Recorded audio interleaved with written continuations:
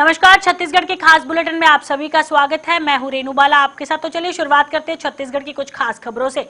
ग्राम पंचायत नवापारा के पंच और ग्रामीणों ने मुख्य कार्यपालन अधिकारी को जिला पंचायत बलौदाबाजार के नाम भिलाईगढ़ जनपद पंचायत सीईओ को ज्ञापन सौंपा और सचिव सहदेव साहू के ऊपर भ्रष्टाचार का आरोप लगाते हुए अतिरिक्त प्रभाव से हटाने की मांग की है। साथ ही साथ पंच और ग्रामीणों ने सचिव सहदेव साहू के ऊपर पीएम आवास हस्ती गृहिणियों से 4 से 5 हजार रिश्वत लेने और 14 वित्त राशियों का दुरुपयोग करने का आरोप लगाया है। उसके साथ ही शिकायतकर्ताओं ने धमकाने का भी गंभीर आरोप लगाया है, जिसकी भी जांच की जाए और पंच और ग्रामीण द्वारा किया गया है।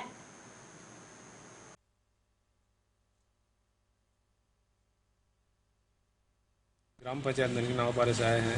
हमारे पंचायत का सचिव सहदेव, वो पैसा लेते हैं आवास के लिए 5-5 हज़ार रुपये और करते नहीं है। उसको बार बार बोलते हैं तो फिर हमको मारने पीटने की धमकी देता है। क्यों नहीं आ रहा है, क्यों नहीं आ रहा है बोलते हैं तो धमकी देता है हमको।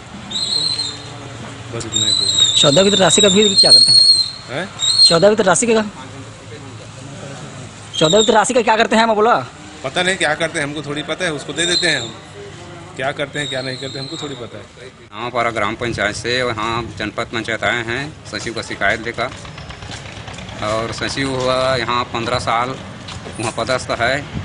पारियोक्ता का पैसा का उन लोग मनमानी ढंग से करते हैं। हम लोग पंच हैं, हमको सूचना नहीं देते हैं, बताते नहीं हैं। जानकारी पूछने के बाद धमकी देते हैं, मार देंगे पीट देंगे कहकर। और हम लोग एक बार और शिकायत किया है जनपद पंचायत में, उसका आज तक कार्रवाई नहीं हुआ है। और 14 वित्त राशि का क्या करते हैं? 14 वित्त राशि का कोई कार्य नहीं करवाते हैं। क्या करते हैं राशि को? तो फिर पता नहीं है, हमको बुलाते नहीं हैं बैठक में। तो गमन करते हैं क्या? गमन करते हैं। क्या नाम है सचिव का? जो सचिव का नाम है सहदेव प्रसाद साहू। ग्राम पंचायत के पंच, उप सरपंच और ग्रामीणों द्वारा जिला पंचायत को शिकायत की गई है, जिसके संबंध में 9वें महीने के आखिरी सप्ताह में हमको पत्र आया है और वो जांच कराने के लिए निर्देशित भी किया गया है। जांच दल गठित हो चुका है और उसको जांच का प्रतिवेदन आएगा। उसके बाद जो भी है प्रतिवेदन में जो भी आएगा उसको देखेंगे, परीक्षण करके उसके ऊपर कार्रवाई करेंगे। सुकमा व कोटा को करोड़ों के सौंदर्य कार्य की सौगात मंत्री कवासी लखमा ने दी है और कहा है कि जिले के विकास में कोई कमी नहीं आएगी। देर शाम को जिला मुख्यालय नगरपालिका कार्य के समक्ष मंत्री कवासी लखमा ने वाटर फाउंटेन व फरी लाइट का शुभारंभ किया। नगरपालिका के समक्ष भगवान बुद्ध की प्रतिमा का अनावरण भी किया गया। बौद्ध प्रतिमा लगना सुकम के लिए गौरव की बात है। लखमा ने कहा है कि पूरे देश में कोरोना चल रहा है, अर्थव्यवस्था चरमरा गई है, लेकिन छत्तीसगढ़ में धान के अच्छे दाम दे रहे हैं। पूरे देश में सिर्फ छत्तीसगढ़ ऐसा राज्य है जहां गोबर के भी पैसे दिए जा रहे हैं। हमारी सरकार ने स्वास्थ्य, शिक्षा, सड़क के लिए बेहतर काम किया है। उन्होंने कहा है कि उद्यान पार्क के बनने से अब कोटा वासियों को अपने परिजनों एवं मित्रों के साथ फुर्सत के 2 पल बिताने का मौका मिलेगा। उन्होंने सभी जिले वासियों को दीपावली पर्व की शुभकामनाएं भी दी।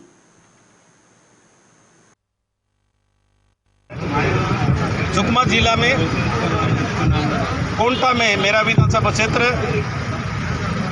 सुबेरे से रायपुर से आके कोंटा गया। कोंटा में गौरवपथ का लाइट का उद्घाटन, महावीर भगवान का यह लोकार्पण सुकमा जिला में। और दीपावली के पर्व पर पूरा सुकमा जिलावासी को, प्रदेश जनता को, देश का जनता को, किसान, मजदूर, व्यापारी लोगों को बधाई देता हूं। आज इस शुभ अवसर पर भगवान बुद्ध, भगवान महावीर का लाइट का मैं समझा ये पुण्य काम है, इसलिए दोनों सुकमा नगर पंचायत में और नगर पालिका सुकमा में उद्घाटन किया है। इसलिए आप लोगों को सबको मेरे तरफ से बधाई। सुकमा अविभाजित मध्य प्रदेश आदिवासी विकास परिषद के संस्थापक व पूर्व मंत्री मध्य प्रदेश शासन स्वर्गीय डॉक्टर भंवर सिंह पोर्ते का 27वीं पुण्यतिथि पर उनकी पुत्री अर्चना पोर्ते व परिवार सहित क्षेत्र के लोगों ने उनके पैतृक निवास स्थान मारवाही क्षेत्र के बरदोरोड़ी गांव में पहुंचकर समाधि स्थल पर पुष्प से श्रद्धांजलि अर्पित कर उन्हें याद किया। वहीं नवनिर्वाचित मारवाही विधायक डॉक्टर के ध्रुव भी श्रद्धांजलि में शामिल हुए। गौरतलब है कि डॉक्टर भंवर सिंह पोर्ते का पूरा जीवन काल आदिवासियों की सेवा के लिए समर्पित रहा। आदिवासी विकास परिषद उनके नेतृत्व में आदिवासियों के सम्मान की रक्षा एवं सजग प्रहरी के रूप में उभरा है, जिसके कारण उन्हें आदिवासियों का मसीहा कहा जाता है।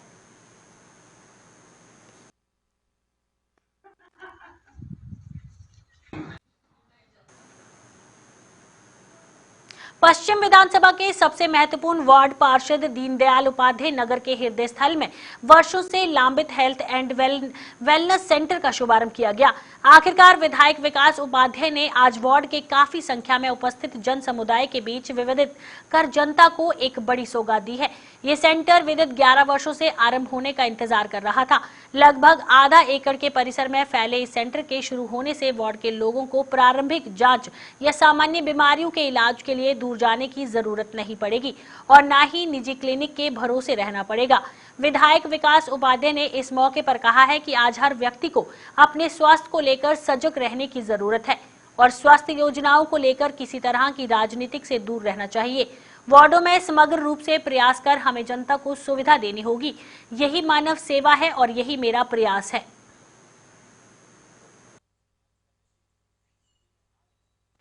स्वास्थ्य विभाग की तरफ से आप सभी लोगों का थोड़ा टाइम सब नहीं लगेगा, तुरंत करवा देंगे। जीवन की समिति तो हमारा फॉर्मेट तैयार है।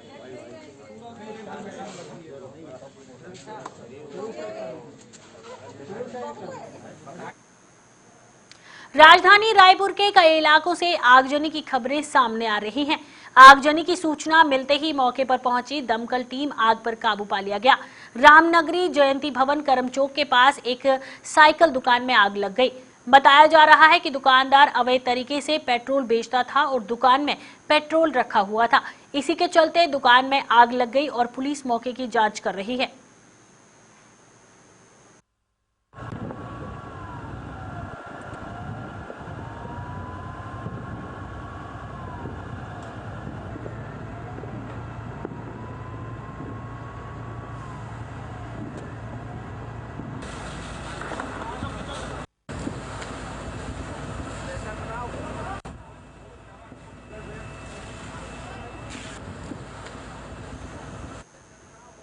सरगुजा पुलिस को एक बड़ी कामयाबी मिली है।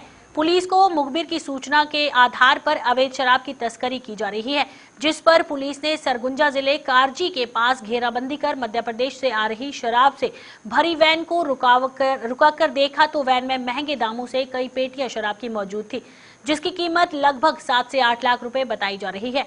इधर पुलिस ने आबकारी एक्ट के तहत कार्रवाई करते हुए शराब तस्करी करने वाले पिता और बेटे को गिरफ्तार कर न्यायिक रिमांड के लेकर जेल भेज दिया है।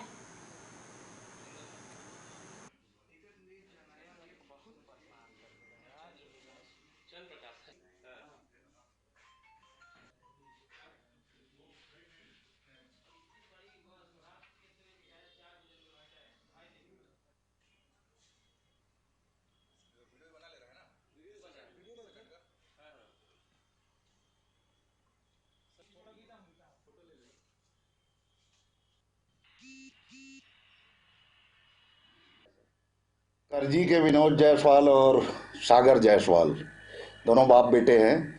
सूचना मिली कि इनके यहाँ मध्य प्रदेश से महंगी अंग्रेजी शराब बुला के खपाया जा रहा है, पूरे क्षेत्र में बिक्री की जा रही है।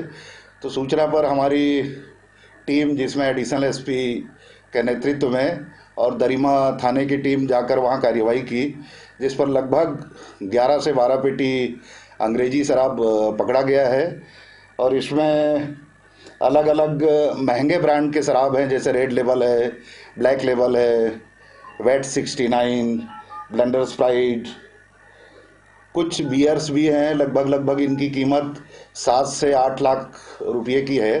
अभी दोनों को हिरासत में लिया गया है। और जिस वाहन से मारुति गाड़ी जिससे ये लोग वैन है शराब का परिवहन करते थे, उस गाड़ी की भी जब्ती की गई है और इसकी जो अग्रिम कड़ी है उसकी अभी तलाश की जा रही है कि ये लोग कहाँ से माल लाते हैं और पूरे क्षेत्र में इनके जो और भी सब डीलर होंगे उनकी भी अभी पतासाजी की जा रही है। अंबिकापुर पहुंचते खाद्य मंत्री अमरजीत भगत ने अपने निवास पर एक प्रेस वार्ता रखी और पत्रकारों से चर्चा की कि पत्रकारों से चर्चा के दौरान खाद्य मंत्री अमरजीत भगत ने बताया है कि खाद खरीदी हो रही है।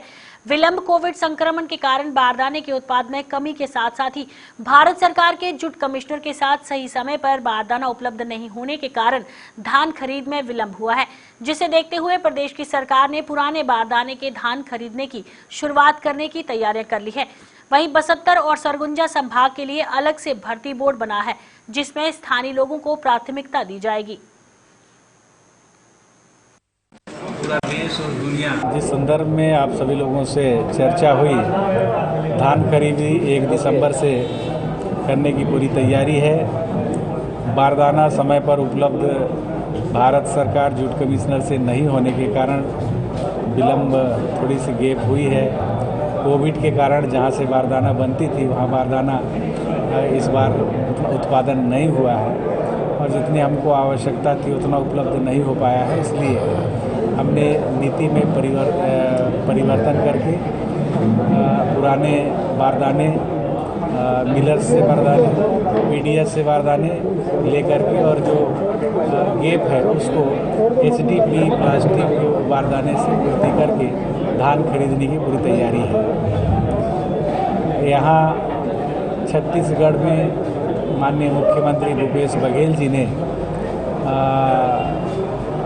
सरगुजा एवं बस्तर के लिए अलग भर्ती बोर्ड बना करके इस क्षेत्र के विकास के लिए यहाँ के युवाओं के लिए एक अवसर प्रदान किया है एवं प्रदेश में 23 नई तहसीलों की स्वीकृति की है। उसके लिए माननीय मुख्यमंत्री जी को बहुत धन्यवाद। एवं प्रदेश में मरवाही उपचुनाव में भी कांग्रेस को अच्छी बहुमत मिली। एक तरह से कांग्रेस के कामकाज को, सरकार के कामकाज को भूपेश बघेल जी के काम बलौदाबाजार जिले से करीब 40 किलोमीटर स्थित कसडोल ब्लॉक के अंतर्गत आने वाले ग्राम पंचायत परसदा तुरतुरिया में पुराने जमाने से चलते आ रहे सुआ गीत, जो पहले दीपावली से पहले लगभग 5 से 10 दिन से लेकर देव उठनी एकादशी तक चलता है। गांव के सभी लोग इसे बड़े हर्षोल्लास के साथ मनाते हैं और गांव के सभी के घर जाकर सुआ गीत गाते और नाचते हैं, जिससे खुश होकर लोग अपनी इच्छा से दान करते हैं और पर्व को बनाए रखने के लिए छत्तीसगढ़ का लोकगीत सुआ गीत को गाकर और नृत्य करके प्रदर्शन करते हैं।